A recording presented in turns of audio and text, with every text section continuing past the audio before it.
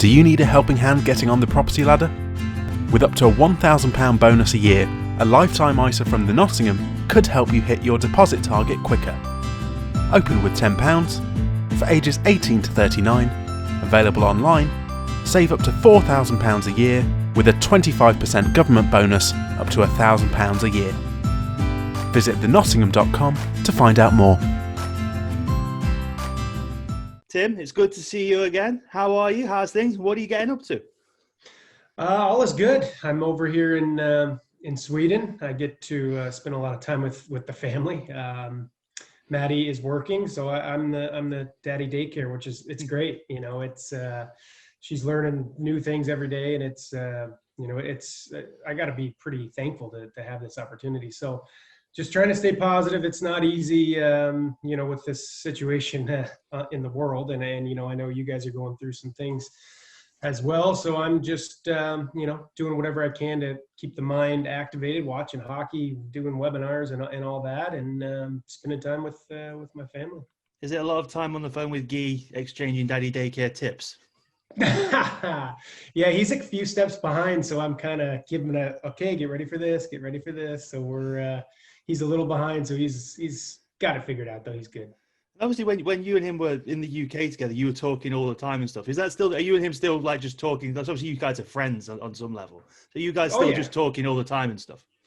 Yeah, we text pretty often. We're actually playing this game called Partners between the girls versus the boys. So it's been a competition there. But we send notes and certain things and chat every once in a while. So he's a good guy, and we're still friends. And obviously there are players dotted around Europe and stuff. Do you like keep tabs on what leagues are going and how things are transpiring everywhere else? Because obviously every situation is different. Every league is different, how they've dealt with it, what's going off and stuff. Are you just keeping your eye across all of what's going off everywhere? Kind of. I have friends, in certain leagues in Europe, and obviously the news is you can get a lot of information there. If France is on a lockdown or Italy's having issues, so you can get a lot of news there. And also, my agent kind of gives me the scoop every once in a while, but it's a battle everywhere. And, it's a crazy time, but, humanity can pull through, I think. And Sweden's obviously a bit more open than most places. Have you managed to get on the ice at all, or is it going to be very much like Bambi when you get back to it? Oh, I'm not playing, so I'll be fine. No, they have games here going on in Örebro, and they're actually doing pretty well. Watched a couple games.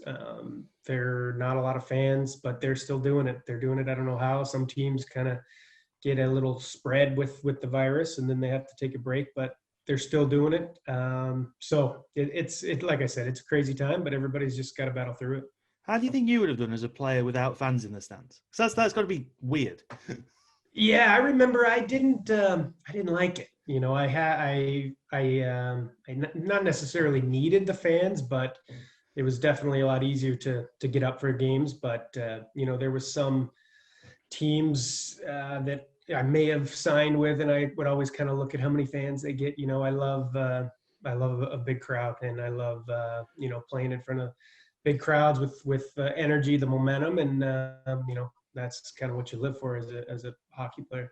And whilst the guys who like the NHL bubble that happened for the playoffs and stuff, you can see the players were trying, but it feels different just to watch it without people in the stands. It's a tougher watch, and that's I think the fact that the figures that came was that the Stanley Cup playoffs took a 61% hit in ratings, and yes, that could be due to the two teams in the finals not being obviously hockey hotbeds or overly prestigious franchises.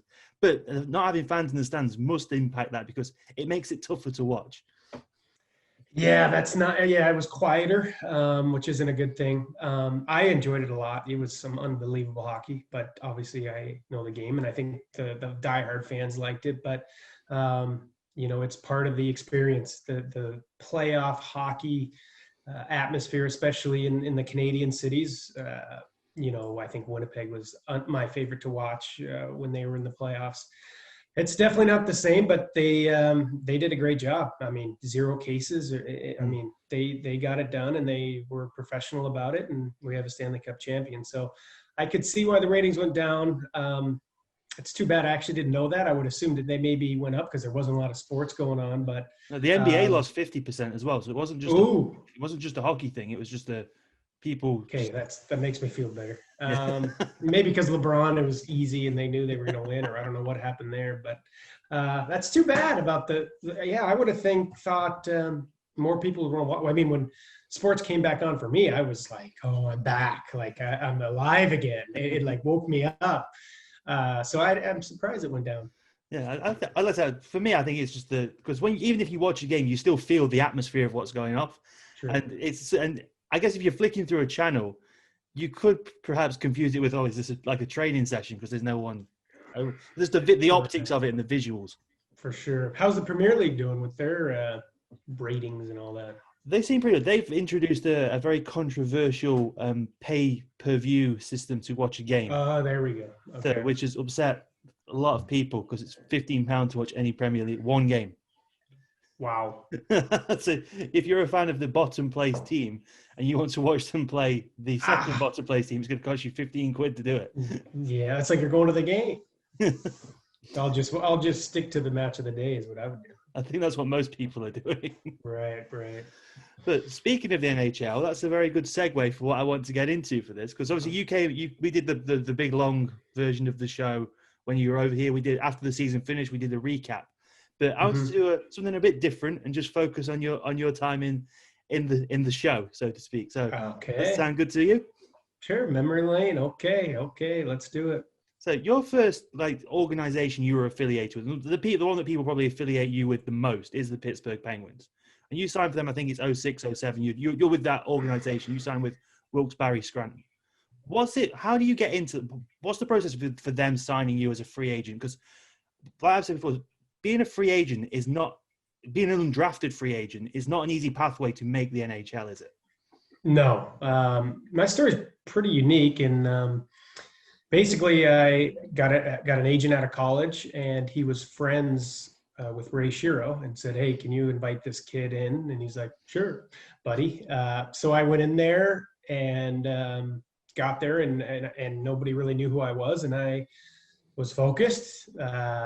And started getting noticed, had some big hits here and there. And then I ended up making it to, so that was the rookie camp. Then I ended up making it to the main camp. So I was like, oh, cool. I'm playing with all the big boys. And then after that, I got sent down and went to Wilkes-Barre camp, the minor league camp. So it was a long month, a lot of hockey. And then I ended up signing an AHL deal literally the day of our first game, like at pregame skate. I signed that. I was like, okay, nice. And then, it was an up and down year, going to the coast, going to the American League. And then I ended up sticking in the American League, played the playoffs, and then ended up signing a NHL deal the next year, which, it's pretty rare for that to happen. But, I got lucky. I was noticed and I came in ready to go and believed in myself, I guess. Obviously, Elite League fans know Tim Wallace as a guy with a big shot on a power play, the top point scorer in Sweden and things like that. Did you have to curb those natural instincts for offense to make that roster sort of thing? Like you say, you were throwing big hits and stuff. Right. Did you have to change your game, do you think, to make it into that world?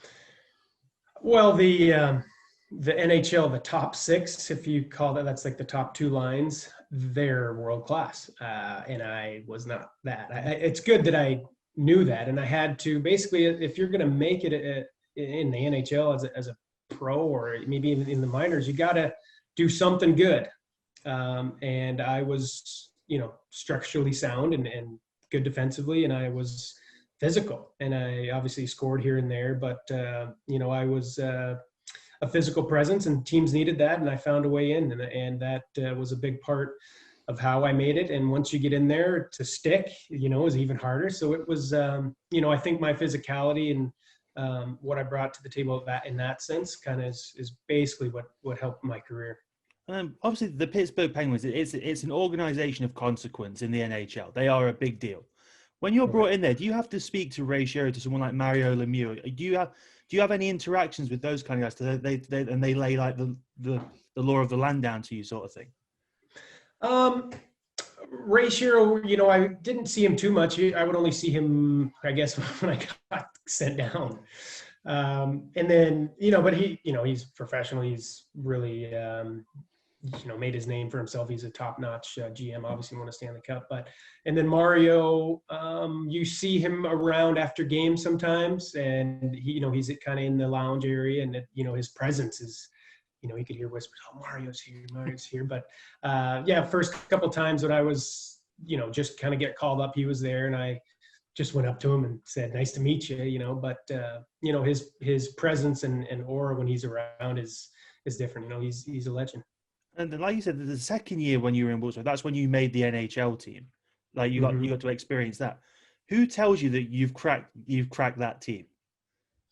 Well, I mean, every situation is different, but mine, I was at practice, got off the ice, and then our assistant equipment guy came up to me and said, "Hey, coach wants to see you." And he had like this funny little grin that it registered like a couple days later, but he's like, "Hey, coach wants to see you." And as I was going in there, I was thinking to myself, geez, I've been playing pretty good. I wonder how I'm in trouble or what I did wrong, And it was actually Bauzman that was there. And he, he said, "You're getting called up to Pittsburgh." And then, wow, the amount of emotion that goes through your body and your mind is, it's something else. I mean, since you're a little kid, to put a goal into something, and then the sacrifice from not only me but my parents, and then to finally feel that and do that, it's it's all worth it.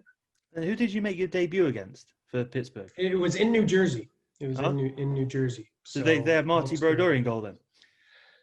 Ooh, good question. I think that'd be pretty intimidating. I would remember. Right. I don't think it was. I think I would have. I could have been Corey Schneider. Yeah. Well, does anything stand out from you? Do you remember anything like from your debut? Was it all just like a blackout, hazy, oh my God moment? Yeah, it was. I think I have a little flash of like stepping on the ice, like, here we go, or I did it, or something like that. But in terms of the game and everything, it was hazy, but I remember the little things of my parents, giving them the phone call and them going from Anchorage, Alaska, all the way to New Jersey. They had no idea if they were going to make it in time, but they made it. So those experiences, last a lifetime. Then you mentioned Dan Bauzman. He was obviously the assistant coach at Wilkes-Barre when you first got there. Right. And then I think, did he take over at some point during that second season with the main team, didn't he? It was either the second or third. I would say my third year pro is when he got called up, I'm pretty sure. So how important would you say he was to your career? Because obviously you're around him a lot in the AHL the first year and stuff. What did you learn from him? And like I say, he's a name that hockey fans will know. Obviously, Stanley Cup champion, and he's still around to this day as an assistant coach in the NHL. What did he mean to you? Well, he taught me a lot. When I first got there, he was the assistant coach, so he could kind of focus individually on guys to try to help. And his game is technically kind of my game, so he had a lot of knowledge there. So he taught me a lot in terms of the little details of the game. And obviously I was with him, for 5 years, up and down. He was up. But so I definitely learned a lot from him, and he's still doing it. He's a great coach. Do you think it was important, like, obviously because he understood your game when he was the main coach in Pittsburgh, whenever you got the call up, do you think it was important for you that he was there because he knew what your game was from being with you in the AHL sort of thing? For sure. I think if they know they needed this, he knew me, pretty well. And, and if he needed a certain type of player, he knew what I could bring to the table. It's not like if there's a new guy down in the minors that he's never seen play, he could, if he needs a physical guy or whatever he needs, he knows me pretty well. Now, when you walk into that Pittsburgh Penguins locker room, already he's at a young age, the captain of that team is Sidney Crosby. He's been given the keys to the franchise. And I remember when we did this back in September, October, when I made the flippant comment that, yeah, he's good, but he's not very fast. And you were like, yeah, he's pretty quick. He just doesn't look it.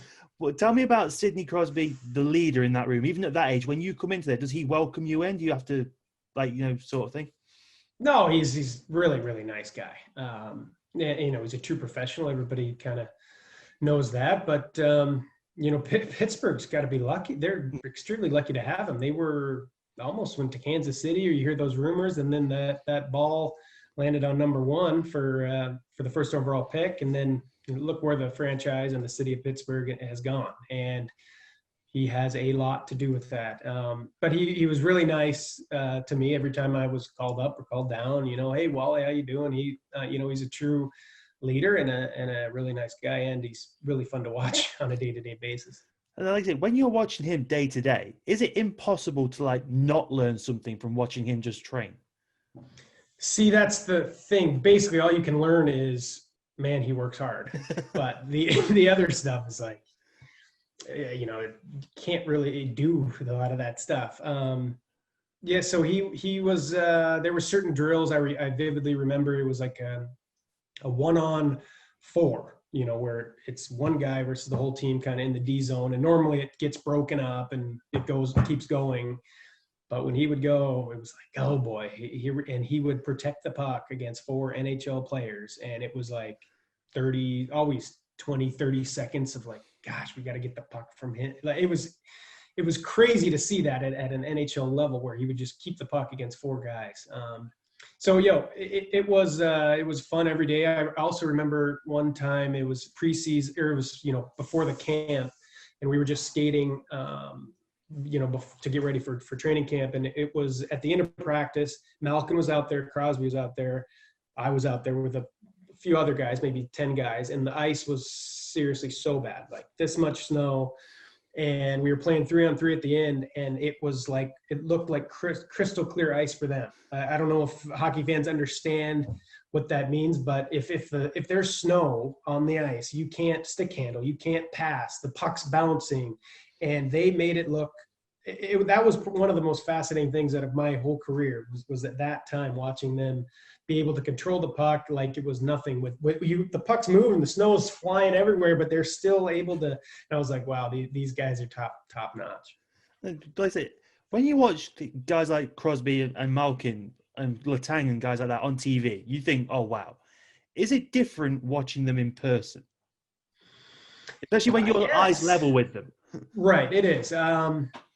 One time I was in Carolina. This is just an NHL thing, and power play was going on before the practice, and the coach was like, "Wally, go out there because one guy's skate broke or something." So I was on the power play in the slot, and they were zipping it around. I was like, "Wow!" That was the first time to be on the power play in the NHL, and to see it, and I was part of it. I was like, "Oh, these guys are really good." So yes, it is different ice level, the little things, the little passes, the saucer pass, the release of shots, picking up passes. When somebody passes it into your skates, they right off the skate, right on the stick. The little things like that is, it was pretty fun to be a part of. Especially like you can tell, like with the smile on your face, like there as you're remembering it, like you can see, like it's like your eyes are sparkling. Yeah. Right, I haven't really got that in depth with it in a long time, But it's world class, the best league in the world, and it's it's really special. And obviously, there are the main names on that roster that everybody knows. But when your time in Pittsburgh, would you say there was anyone you thought was like underrated and like was a key cog in that franchise? When I was with Pittsburgh, you got to go with the Fleury there. Obviously yourself as well. You're a bit underrated while you were there. Yeah, I was rated okay. I'll say that. But Fleury was, I don't know if he's underrated, but he was the backbone there, and he was again such a nice guy. I remember.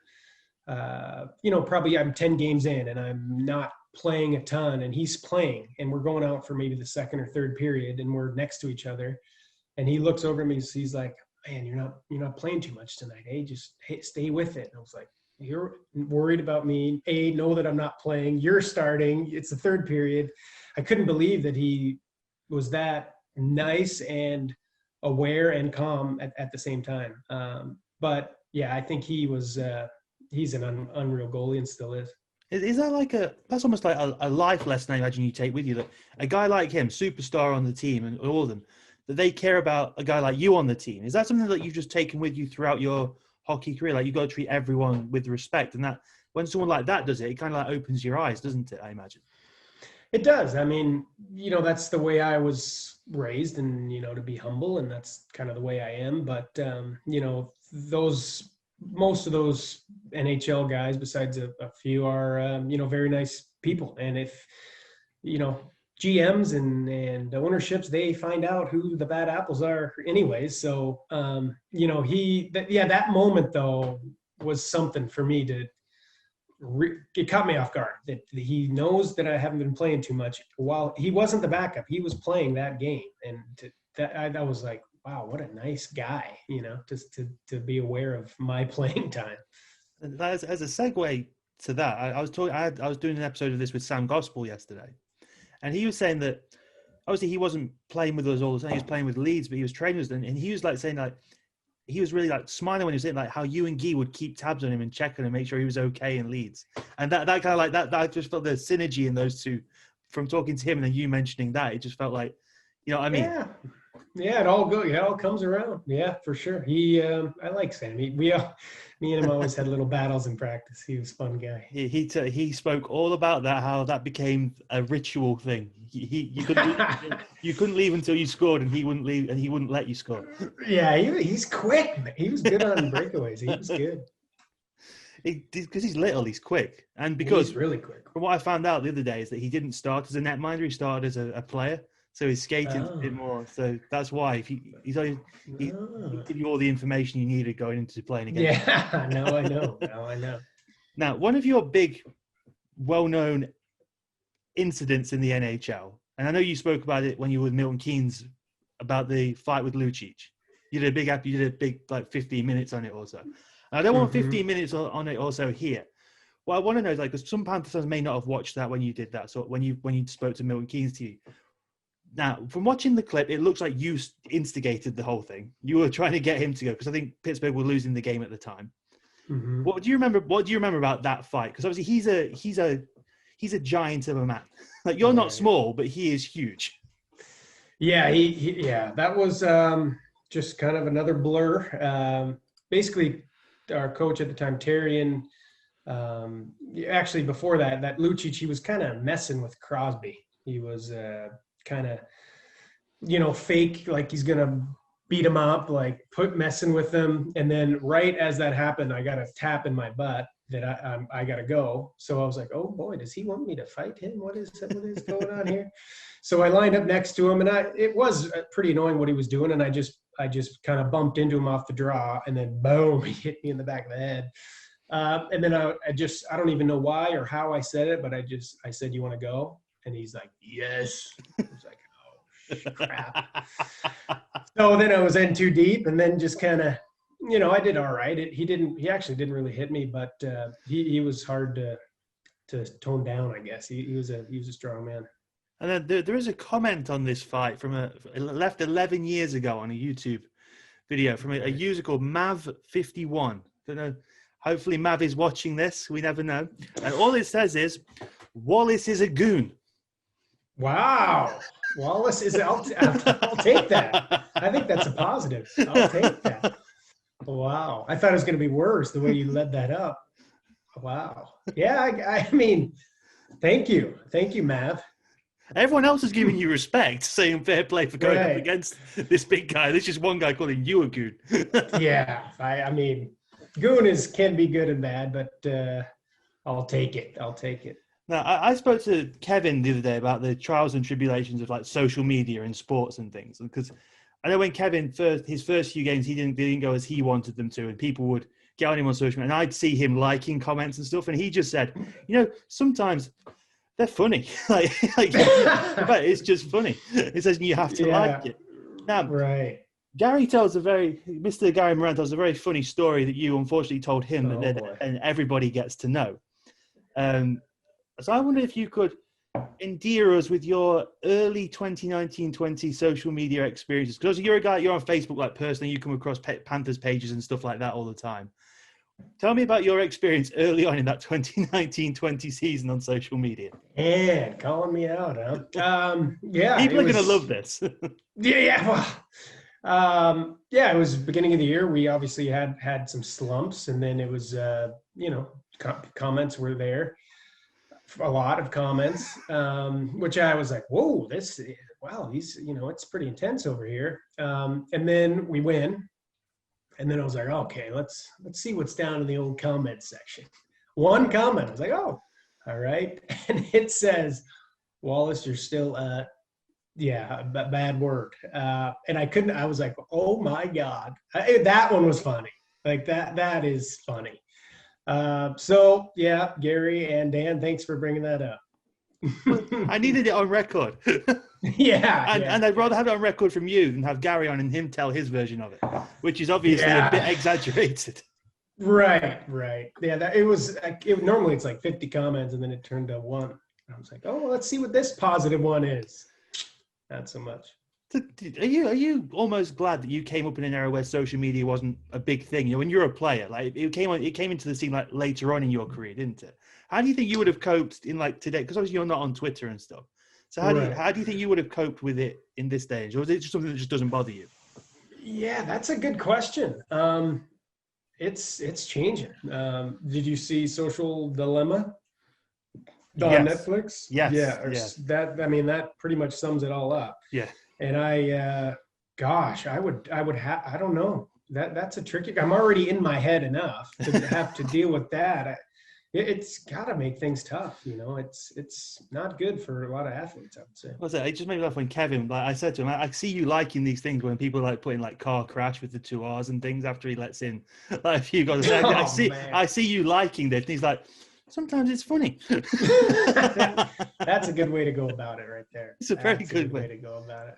You got to just believe in yourself and know it'll turn around. It's a long season and, stay off social media, to be honest. What's like the one rule that I like that like you hear it from journalists and stuff all the time. It's like attack the performance, not the performer. That's the key rule to go with. Like if they attack what they've done, not don't insult them. Like say he didn't have a good game, not he is what you got called. Yeah. That's very well said, and I think that'll make for a happier earth. And obviously going back to the NHL, you were involved with the Pittsburgh Penguins organization when they won the Stanley Cup. Like you're a part of the organization, right? So when they go on that run, how involved do you have to stay ready in case someone gets hurt and you have to get called up? But do you have to like watch every moment of it? How involved in that Stanley Cup like process are you? Actually, so the year before and maybe the year after, I was a black ace, which is basically like exactly what you just said. You go to Pittsburgh, stay in a hotel, skate at a different time than the team. You're in a smaller locker room. But if there's injuries, you're there, you're in shape, you're ready to go. That year, I broke my collarbone right before the end of the season. I broke my collarbone, so I was done. So I would have been there. And then, so I was at home, playoffs. I was like, oh, it's nice to be home, and then all of a sudden Pittsburgh keeps getting further and further, and they won. And I remember sitting there like, oh my God, I should be there. I would be there right now. I don't know if my name would be on the cup. I don't think it would, or maybe, I don't know if I would have got a ring but it sunk in when I see them raising the cup and I'm sitting in Alaska like, oh man, I can't believe they won. So that's kind of how it works. Broke my collarbone that year that they won. So I didn't get to be there. How did you break your collarbone? I had a guy, I had the puck. He was coming to hit me. I knew he was coming to hit me. We were going full speed. I hit him. We both kind of went like this. I don't even know if either of us fell, but it was a big collision. And then I just felt like a lighter was going into my collarbone. Oh no, thank you. It's what it felt. I didn't know. Yeah, it was actually quick, funny story. So after I hit him, I was skating back. I was like, oh, that does not feel normal. That doesn't feel good. I better just get off. Went to the locker room. The trainer put his hand up there. He's like, we got a broken clavicle. We're going to need a doctor down here. and I was like instant panic. So a doctor comes down, I'm talking to the doctor, what's going on? And then all of a sudden I'm like, all right, I get black dots here. My hearing's going. I can't hear anything. Black dots.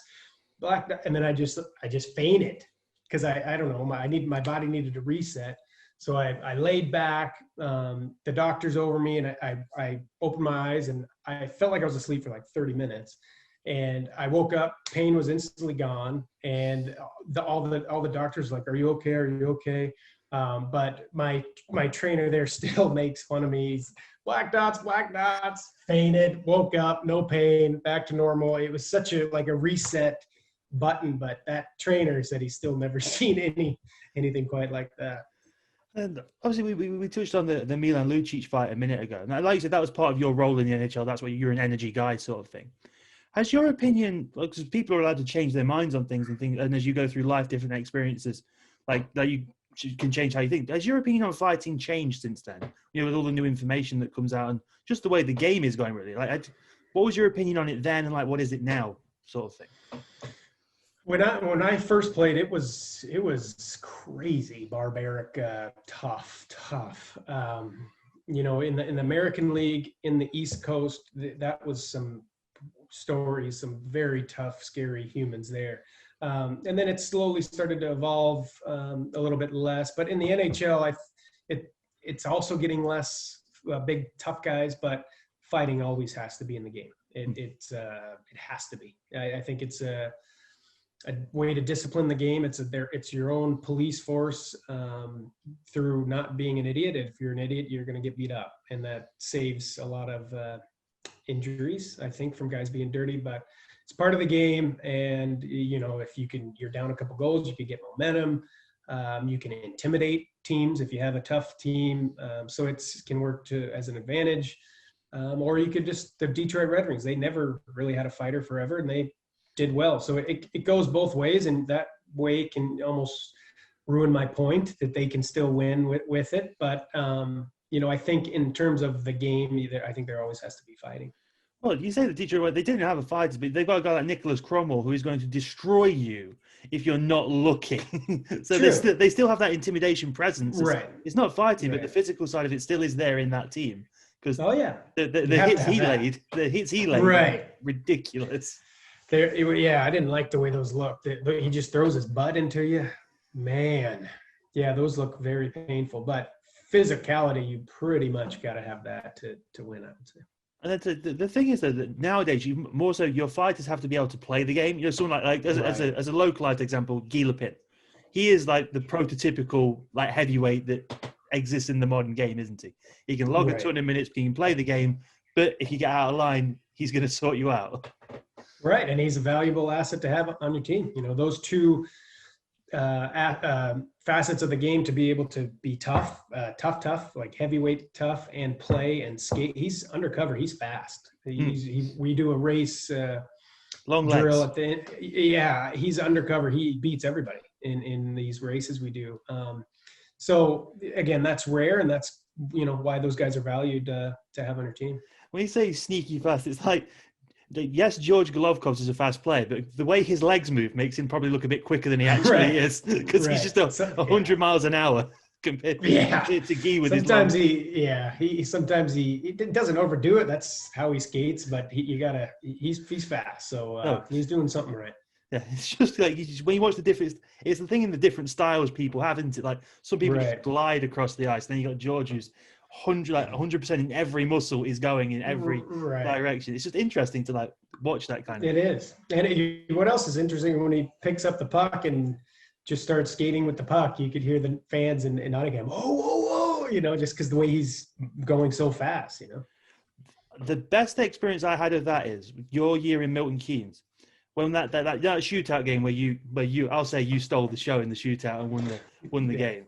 But in overtime, you do this thing where he would just wind up from middle ice, and the whole Milton Keynes crowd was just like, oh, and and I'm there working for the Panthers. I'm like, someone touch him, stop him.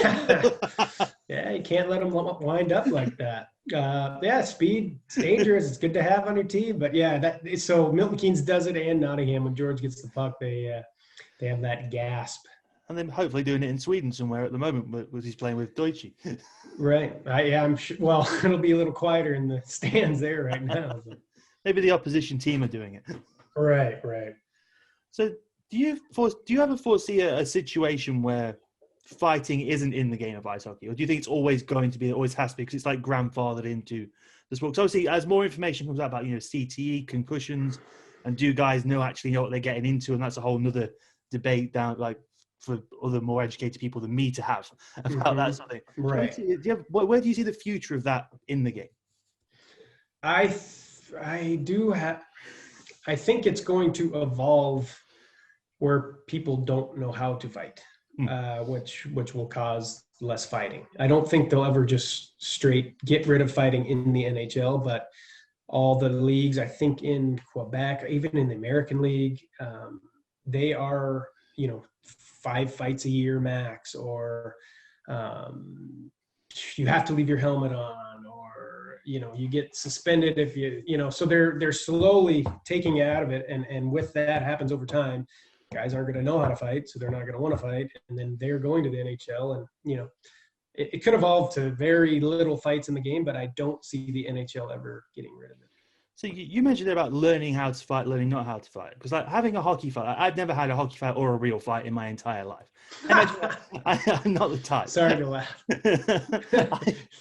I'll take it. I won't take it as an insult. I'll say my delivery was perfect of that line. Right. Never. I used the way you said I've never got in a fight in my life.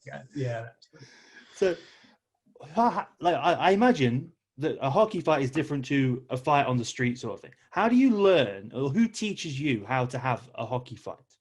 Right. You got to ask the tough guys on your team, to be honest. That's how I learned. When I played for the national team, we did some boxing, and we kind of learned how to grab, but the knowledge you get from a Dennis Bonvie that I played with, he was my roommate on the road in Wilkes-Barre, who I think he could be the all-time leader in penalty minutes in the league. I think he broke the record. Dennis Bonvie. So I would pick his brain quite a bit, and that's where you get the knowledge from guys that been doing it a long time. Because it is the first thing they teach you, like how to protect yourself in that situation. Because I imagine that's the go. That's got to be your first thing, and then you try to get the other thing. For sure. Yeah, I mean, there's a lot to it, actually, where to grab, how to start a fight, how to protect yourself if you're in trouble. But, yeah, that's kind of the bulk of it. And then this punch hurts, or, you can only teach a guy how to punch so hard, but it's more the defensive of it is the biggest, most important thing. Because then you've also got the aspect of you're trying to keep your balance on ice skates whilst you're doing this, while someone's trying to grapple you and punch you, and you're trying to do that to someone else, and you're trying to keep your balance. It's a ridiculous thing to try and get into, first of all. You're right. I don't know how you get into it. It's not fun. It's not fun to fight. It's I guess when you're done, it's fun. That adrenaline. Yeah, then you're like, I'm not hurt. That was fun. That was fun.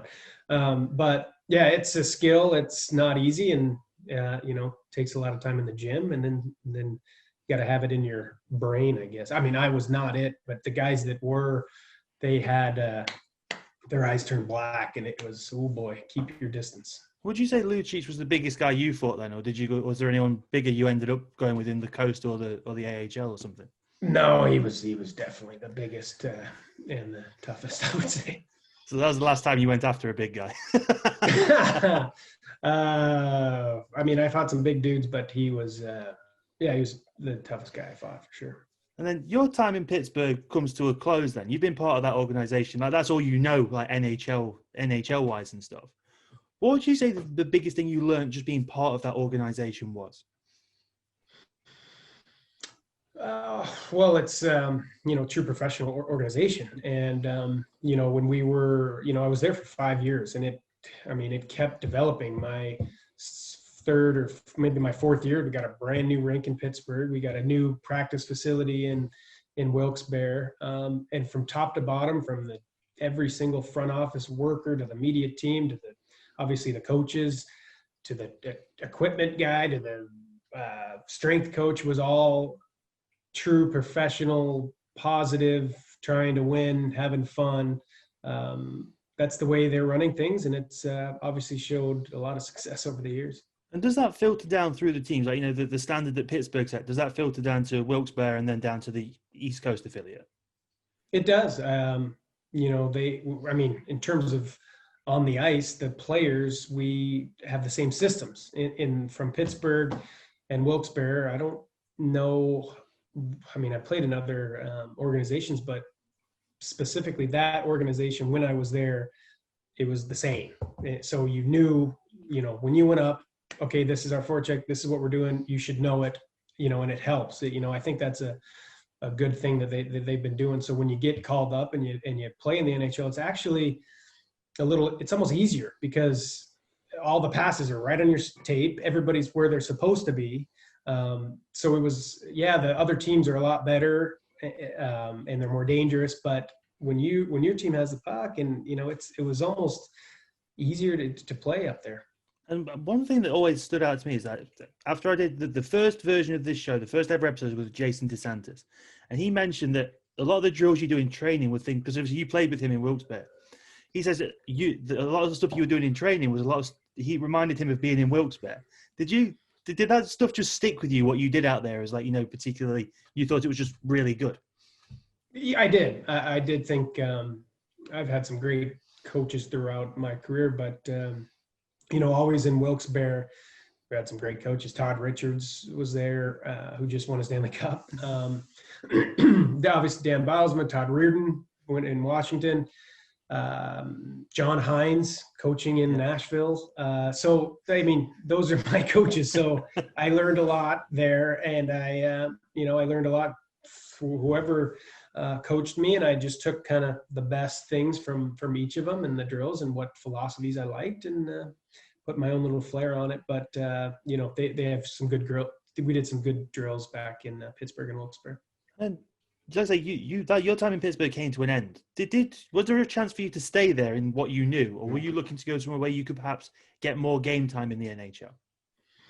It was to get more game time. I put in my time there, and I was hoping to get more games, and I think they knew that, and they, I think it was kind of mutual that they knew I was going to look elsewhere. And then, and then the agent on July 1st is when you become a free agent, and my agent called me and said, "You got like 5-7 teams calling about you. Like, good job." I was like, "Wow, I didn't know.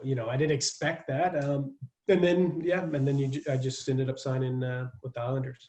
What was it about that? Did they promise you more games? Is it like a commitment to give you the chance sort of thing? Is that what drew you? No, I don't. They definitely didn't tell me that, and I don't think most teams.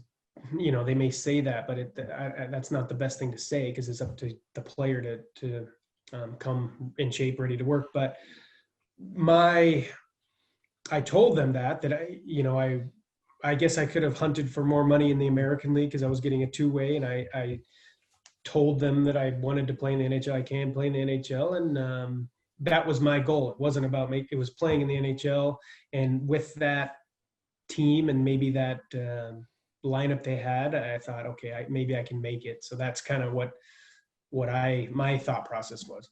And obviously, the Islanders has been I think the term to use is a maligned franchise for a few years, sort of thing. Did it feel different to Pittsburgh when you got there? Not really. Every organization in the NHL is in the NHL for a reason. From top to bottom, everything's pretty much the same, to be honest. I think obviously the rink was a little older, but the locker room, the ice, everything, I enjoyed playing there. The crowd got going, and now they have a brand new rink in Brooklyn now. So it wasn't really like anything different. Any team, any organization in the NHL is an NHL top class organization. And you go from playing with one superstar in Sidney Crosby to playing with John Tavares. Are there any similarities, differences between the two? Because obviously they're both top-end elite players.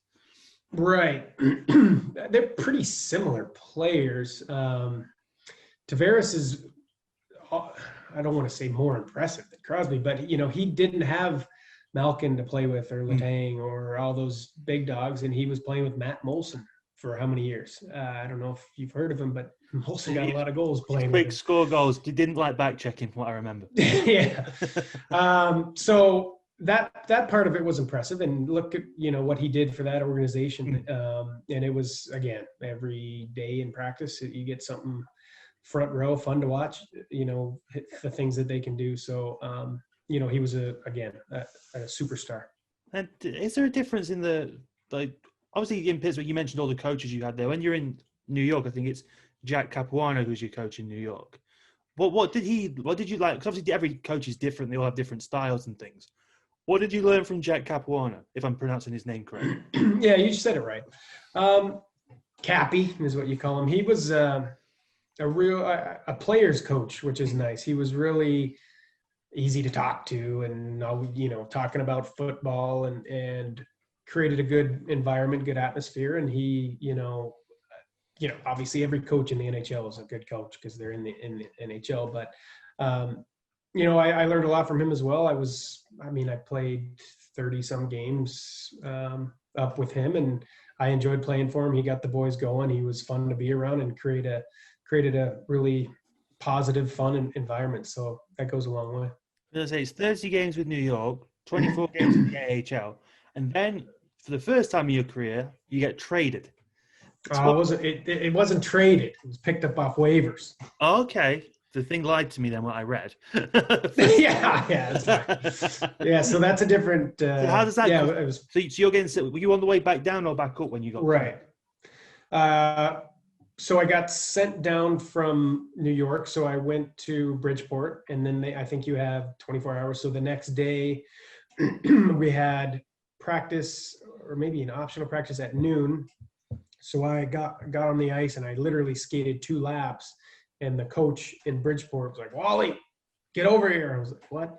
Because it was literally 11:55, and you have at noon is when you can get picked up. So I was like, "Man, dang it, I'm in the minors again," But then he yelled, "You got picked up by Tampa." It's like, what? And then a whole new emotions and happiness, and all right, pack up your things, and went down to Florida. So that was a down, the highs and lows of being a professional hockey player. How quick do you have to get out of New York in that situation? That afternoon or the next day, got a flight. Maybe, probably the next morning. I was down in Florida, left my apartment, grabbed some things, and I was there the rest of the year. Now, I imagine Tampa is a pretty sweet place to play hockey in. You're going to the rink with sunshine in, palm trees around you, the beach. What's that like? You're right. It was my favorite place to play.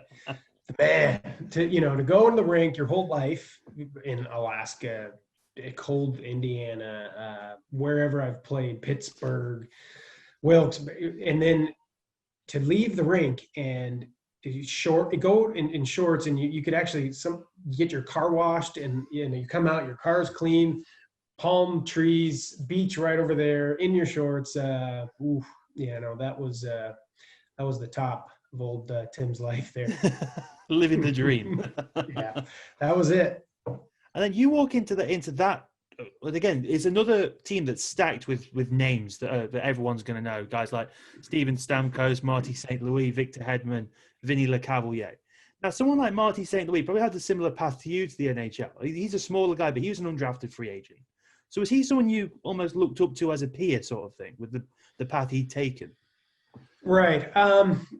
I never really looked up to him. I looked up to Sergei Fedorov, the Russian in Detroit. But, when I got there and watched him on a day-to-day basis, how much he worked, and then really dug into his story, how, coaches and GMs said, "You're too short, you're never going to make it." And the will that he had, and the belief, that's the biggest thing with, I tell this to a lot of players and young kids, that the biggest thing is just believing in yourself. It's so cliche. But he did, and he's going to be a Hall of Famer. And he, for being that little and carving out a career that he did, it was pretty impressive. Again, is it more a case of, like you said, the same, it's an NHL franchise, so it's almost class from top to bottom. Was there a difference in Tampa to any of the other two places? And actually, that's the very same question once more in about 10 minutes' time. No, everything was top notch. Planes were pretty similar. There's breakfast in the locker room. No, it was seriously top notch all around. But just being in Florida kind of puts the icing on the cake, I'd say. And then your head coach in Tampa Bay is the Bond villain, Guy, with his scar. It's Guy Boucher, his name, right? With the scar across his face. Very intense character, from what I understand. So probably a bit different to Capuano. What was the difference there in the coaching for you? You summed it up pretty good there. He had the intimidation factor and the stare down, and his practices were very intense on the brain more than anything. You had to be dialed in with some of the drills that you had to really pay attention, which is good. I do that every once in a while to keep your head on straight. But he was intense. He was a good coach as well, and he made it pretty far with Ottawa. So he knows the game, and he's a good coach. And is it a case of like all these different coaches? They obviously all have brought different things to you. Is it a case of just learning just what you can from each of them as you go along, and just absorbing the different things that you see that they do that work, sort of thing, and that helps mold you into who you are? Because I imagine that's definitely, and I remember the things that I didn't like, and that don't work. So I was lucky enough to have the career all over, obviously North America and Europe, and to see different coaches and different philosophies, different little things. And, I took all the things that I know work and all the things that I hated and don't repeat them. And I think, from watching you for Sheffield and Milton Keynes, I think Tim Wallace has a pretty hard shot. What's it like watching Steven Stamkos take a one-timer? Yeah, it's fun. I mean, to be that close, front row on the ice and seeing that. I played with him when he scored 60 goals. Oh, and wow. You made all that space for him. That's very kind of you. Yeah, he sent me up once or twice. I got to play with him randomly because we played 11 forwards, so sometimes I'd be on the ice with Stamkos and St. Louis, and that was fun. I got a lot of points, but I was there. I remember the goal when he scored 60 at home, and you could see the 60 on the scoreboard, and I knew, I was like, this is history, and no one in the league has scored 60 since. And that's the one guy that I asked for an autograph at whoever I played with. And on his jersey, I was like, hey, sorry, man, can I get an autograph? Like, you scored 60 goals. So I got it the year he scored 60. Him and Kevin played together when they were kids. Oh, nice. That's a fact I learned when I did the research when I did this with Kevin. Like they play like pond hockey together and stuff. Wow. That's fun. So yeah, Kevin might be really good. So if you need more stuff signing, Kevin might be able to get you in. I don't know. Yeah, true. And then you've also got a guy like Victor Hedman there, and back then he would have been at the start of his journey in the NHL. Right. Everyone knows who he is now, but could you tell there was something special about him even at that time? Oh yeah, definitely.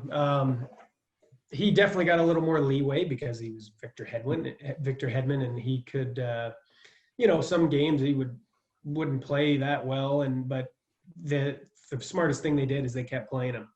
And everybody knew he was special. He was gigantic and had the skill. And then, like I said, to give him that leeway, as a first rounder, and then for him to turn in, I mean, he just won the Norris, I think. So yeah, I knew he was definitely a rookie when I was there, and everybody could see something special from him. And, here it is. You mentioned leeway and things there. As an undrafted guy, is it frustrating for you to see NHL draft picks have preferential treatment because people's careers are on the line based on who they picked, and they also have vested interest in them doing well? Does that put a chip on your shoulder, or does it frustrate you more when you see that? And like not saying they don't work hard, but you almost have to work twice as hard as them and then some, just to get in the conversation, rather than you're not given the chances they are. That is true, Dan. Good thought. Good find. Yeah, it's a different. Yeah, that was, it was frustrating for a first rounder. If you're a first rounder, even maybe second rounder, you're getting an opportunity. It doesn't matter. But, they had a good junior career or they had a good college career. So you got to give them credit there. But there was some times when wherever I was playing very well, and it was between me and another guy, and the old first rounder gets the call up, and it's frustrating, but I use it as motivation and, try to do what I can and believe in myself and get back up there. And those Marty St. Louis stories well known. Vinny Lecavalier is probably more the Mr. Tampa Bay Lightning, I would say. Like they're both up there, but Vinny Lecavalier is the guy that you think Tampa Bay. You probably think Vinny Lecavalier. What was he like? Nice guy, a little quieter. He was actually hurt for the most of the time that I was there. I think he came back towards the end of the season. So I didn't get to see him a lot or play with him a lot, but I went golfing with him, and he's good at golf. It's weird how hockey players like to play golf. It's like you go from this one crazy sport to this very nice, calm, serene thing. Well, if you're in Tampa, you got some of the best courses. So they were so good. We went at the end of the year. We went with I went with Stamkos. Mike Commodore is unreal at golf.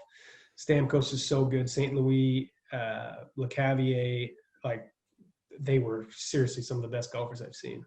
Mike Commodore, he's a character from what I understand. He's a funny guy. He was on Cam Jansen's pod. Cam Jansen has a podcast, and he was on there. Oh, he does? Yeah, and Mike Commodore was one of the guests on there. And I think they spent about 30 minutes talking about how Mike Commodore hates Mike Babcock. Oh, yeah. He was a funny guy.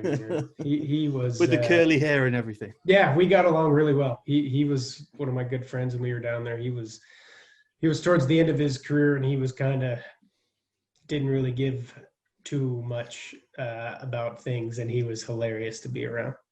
I'm guessing at this point, because you're approaching free agency again, are you pushing your agent say, can you try and keep me in Tampa because this place is pretty sweet? Yeah, definitely. It was, the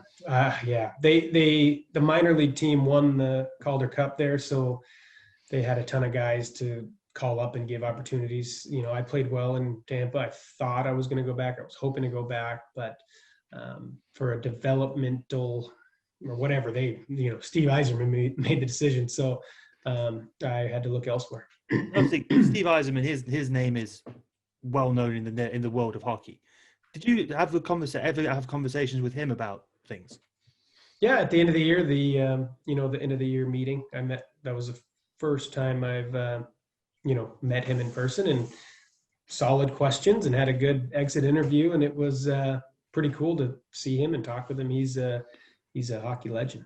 And what's it like going into, you've been into free agency before, but what is it like going into free agency as an NHL player? Is it a lot of mystery, a lot of, I hope someone wants me? What is the process going into free agency? Anxiety. And you just wake up in the morning, check your phone. Is your agent call? What's happening? I asked him to do this, or it's not good. You just stay with it, and there's only so much your agent can do. And it's definitely got some anxiety scars over the years. And then obviously the next team you go to, your final NHL team, is the Carolina Hurricanes. Was there multiple opportunities elsewhere? Were they just the one you settled on? How did you end up in Carolina? There were some interest here and there, and then I guess Ron Francis, I think, saw me play in the minors when I was, back maybe with Pittsburgh or something. But anyways, that was what he said, and they liked my game, and signed there, and had a pretty good year there. Played a lot of games, and got to buy. Or the biggest, most proud moment, I would say, now that I'm talking about Carolina, is I remember where I was, what date it was, and everything. Because for my career, it's get up, stay in a hotel, get called up, stay in a hotel, try to stay. And every day is, all right, got to be good today. Don't get sent down. Don't have a bad game. And it's hard. But when I was in Carolina, they said, you can go get an apartment. Oh, and that's that cool. So that was a really good moment in Carolina. So Had fun there. That's another great place to play. Crazy fans, peaceful town, and great organization.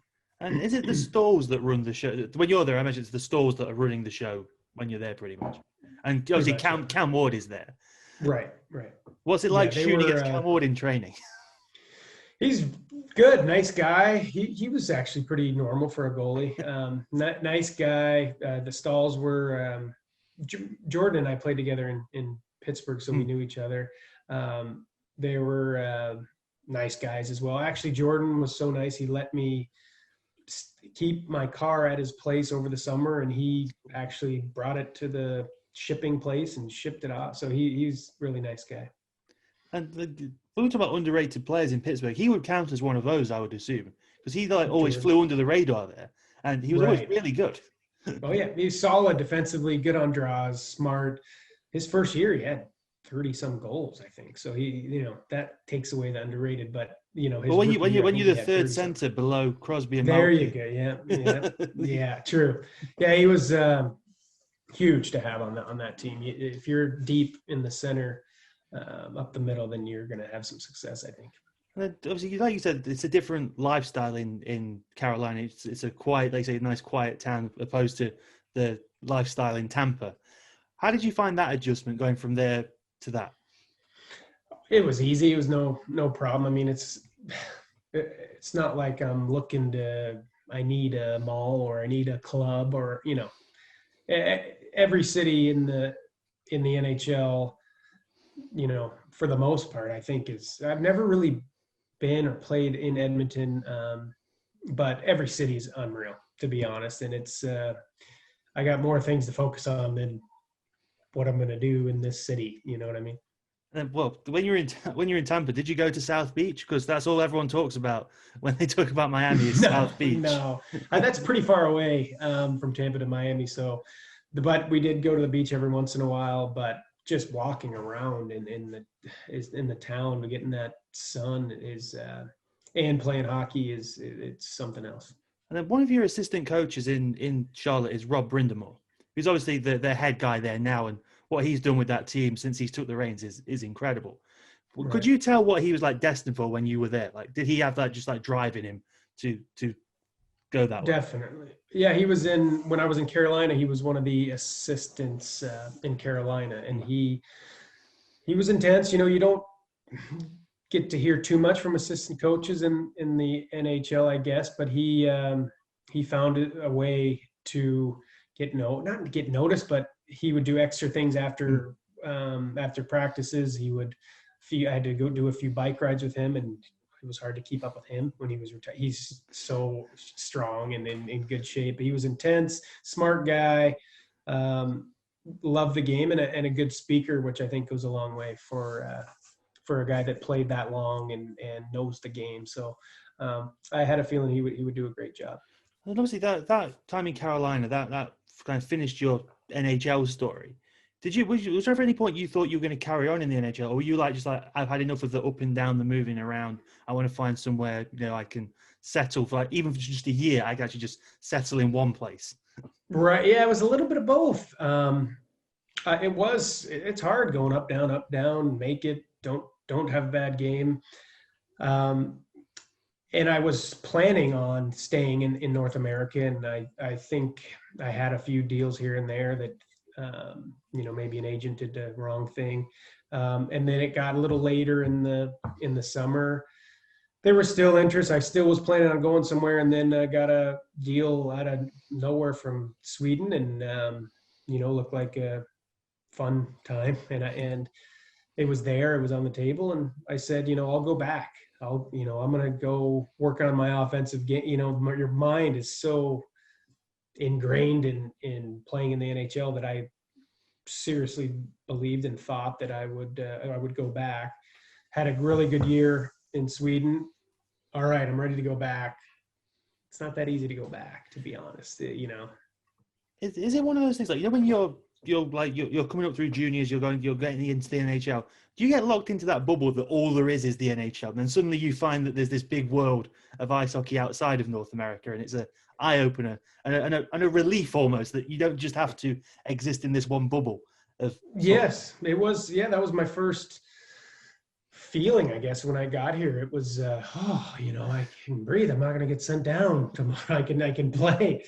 So yeah, I had a great time, I'm in that town right now, in Edinburgh, it's called, great little, 130,000 people, maybe, great town.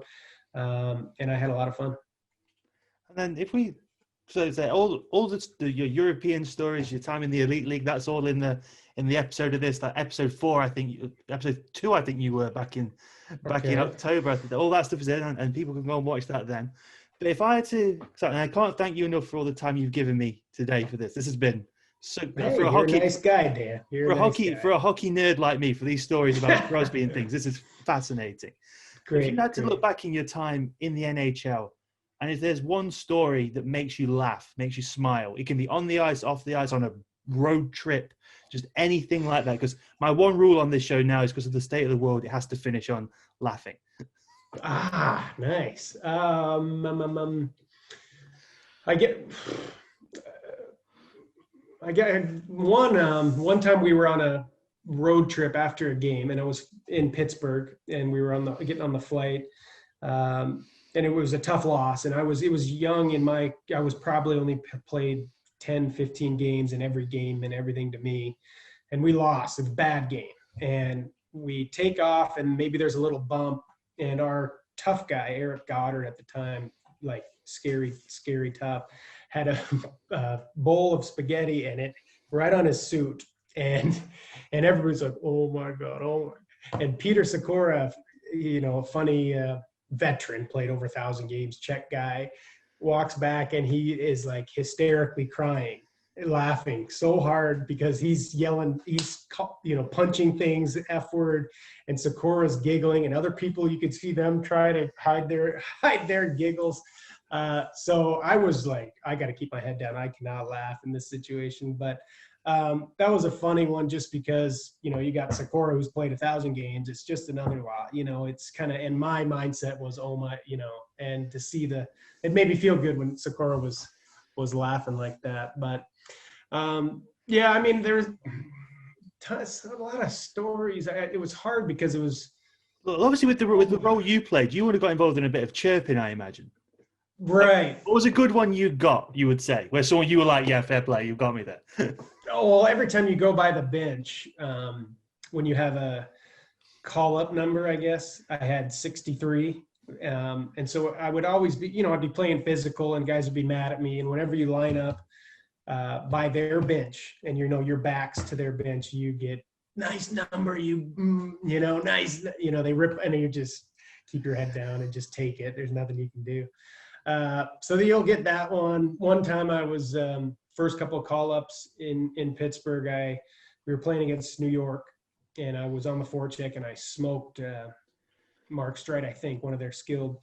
And then Doug Waite, Hall of Famer, and I think Bill Guerin came right up to me like, what are you doing, kid? The game's changing. What the hell? And I was like, just working hard, guys. Just working hard. And my buddy on the team heard me say that, and I could see him laughing in the background. So then, the few other days in practice, he'd be like, just working hard. He'd be making fun of me. I didn't know what to say to these two Hall of Famers yelling at me. So I was like, just working hard, guys. Just working hard. Just doing my job. Don't hate me. Yeah. I mean, I didn't get a penalty, clean hit. I looked up to those guys. They're U.S. born, Hall of Famers, Olympians, and they're yelling at me. Sorry, guys, I'm just working hard. So I guess when you look back at your time in the obviously all those years in the NHL, have a special place in your heart, because that's obviously what you were trying to achieve, and you did achieve. You're an NHLer. That is, no one can take that away from you. Right. Yeah. Since a little kid, you put it on the piece of paper. What do you want to do when you grow up? Play in the NHL, or actually it could have been basketball, but be a professional athlete was there. And, like I said, the sacrifice for my parents, and the morning practices at 5 a.m. in the winter in Alaska, I'm a parent now, and, to really see what what went in to that sacrifice for on that side of it. And then, obviously personally to set a goal and to make it, it's nice to actually, thanks for making me think about it again, during this pandemic. But, to anybody that's watching, if you want to do anything, if you set your mind on it and say it over and over in your head that you're going to do it, just stay focused and believe in yourself. Simple, cliche, but it worked for me, I guess. Do you need a helping hand getting on the property ladder? With up to a £1,000 bonus a year, a lifetime ISA from the Nottingham could help you hit your deposit target quicker. Open with £10 for ages 18 to 39, available online. Save up to £4,000 a year with a 25% government bonus up to £1,000 a year. Visit thenottingham.com to find out more.